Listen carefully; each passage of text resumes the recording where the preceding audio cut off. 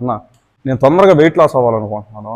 నేను రైస్ మానేసి only fruits ఏది అంటాను. వారంలో ఇన్స్టెంట్ రిజల్ట్స్ వస్తాయి, చాలా తొందరగా ఉంటుంది.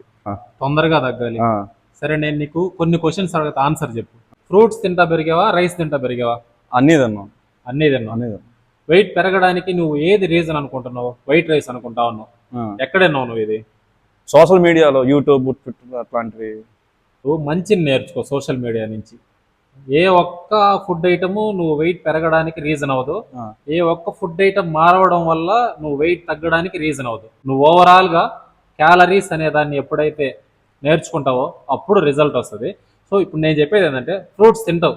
ఎన్ని రోజులు తింటావు? మహా అంటే వారం తింటావు, లేకపోతే 2 వారాలు తింటావు, లేకపోతే నెల రోజులు తింటావు. మళ్ళీ ఇంకేం తినాలి? ఇంతకు ముందులాగే ఏం తింటావు?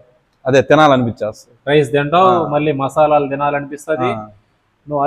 నువ్వు తినే వాటిల్లోనే ఎన్ని క్యాలరీస్ తింటున్నావు, అసలు నీ బాడీకి ఎన్ని క్యాలరీస్ తినాలి అనేది నువ్వు తెలుసుకుంటే నువ్వు ఫ్రూట్స్ తినొచ్చు, రైస్ తినొచ్చు, చికెన్ తినొచ్చు, ఎగ్స్ తినొచ్చు. ఇప్పుడు నీకు నేను డైట్ ఇస్తా. వీడియో చూసే వాళ్ళకి కూడా డైట్ కావాలి కదా. డైట్ అని కామెంట్ చేస్తే వాళ్ళకైతే డైట్ ఇద్దాం. ఏమంటావు? ఓకే.